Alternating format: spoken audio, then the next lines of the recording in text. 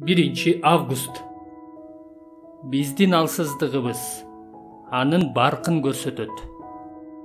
Менин сага болгон ырайымым жетиштүү, анткени менин күчүм алсыздыкта жеткилең болот. 2-Корунтуктар 12-бөлүм 9-аят. Кудай биздин азап кайгыларыбызды Машаяктын баркын жана кудуретин даңазалай турган кылып койгон.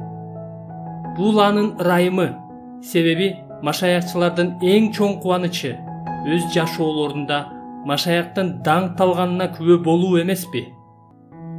Иса Теңир Павылга денесиндеги тикенек алынбай турганын айтканда, анын себебин түшүндүрүп, Павылдын ишенимин бекемдеген. Теңир, менин сага болгон ырайымым жетиштүү, анткени менин күчүм алсыздыкта жеткилең болот деген. 2-Корунтуктар 12-бөлүм 9-аят. Кудай Павылдын алсыз болуусун буйруган, себеби ошондо Машаяк Павылдын жашоосунда өзүнүн күчүн ого бетер көрсөтө алмак. Эгерде биз өзүбүздүн күчүбүз жетиштүү деп ойлосок, анда Машаякты эмес, өзүбүздү даңктайбыз. Мындай болбошу үчүн, Кудай алдында эч бир адам мактанбашы үчүн, Машаяк бул дүйнөнүн алсыздарын тандап алат. 1-Корунтуктар 1-бөлүм 29-аят. Кээде ал өзүнүн кудайлык кудуретин дагы да ачык көрсөтүү үчүн күчтүү көрүнгөн адамдарды алсыраткан учурлар болот. Павылдын башына ушундай нерсе түшкөндө, ал муну ырайым катары кабыл алып, буга кубанганын биз билебиз. Ошондуктан Машаяктын күчү менден орун алат деп, өзүмдүн алсыздыгым менен артыгыраак мактанам.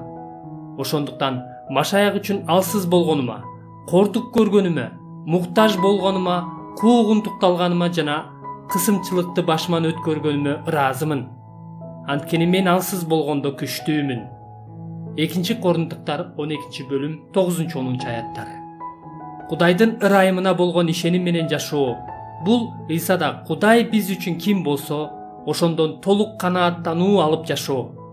Андыктан өзүн Исада ачып берген Кудайдын аты таанылган жана даңазаланган жагдайларда биздин ишенимибиз алсырабай, тескерисинче бекемделет.